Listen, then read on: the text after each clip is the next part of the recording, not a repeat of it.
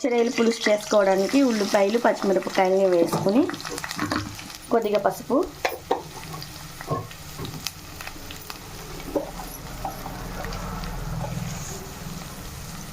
కొద్దిగా ఉప్పు ఇవన్నీ వేసుకుని ఒకసారి బాగా కలిపేసి ఉల్లిపాయలు మగ్గించుకోవాలి.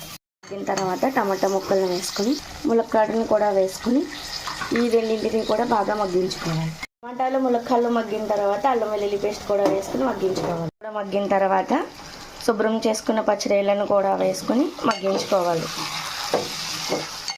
పచ్చిరొయ్యలోంచి వాటర్ అంతా కూడా ఇంకిపోయిన తర్వాత దీంట్లో కొంచెం టేబుల్ స్పూన్ కారం కూడా వేసుకుని కొద్దిగా రాళ్ళుప్పు కూడా వేసుకుని ఒకసారి కలిపేసుకోవాలి. ఇప్పుడు చింతపండు రసం తీసుకొని వేసుకోవాలి. ఇలా చింతపండు పులుసు దగ్గరగా ఉడికించుకోవాలి. దీన్ని హై ఫ్లేమ్లో పెట్టుకొని పులుసు మరుగు పట్టగానే సిమ్లో పెట్టుకుంటే పచ్చిరొయ్యలు ములక్కాడ కర్రీ రెడీ అయిపోతుందండి. ములక్కాడ పులుసు ఎలా దగ్గరగా అవగానే స్టవ్ ఆఫ్ చేసేసుకొని సర్వ్ చేసుకుంటే ములక్కాడ పచ్చిరొయ్యలు టమాటా పులుసు రెడీ.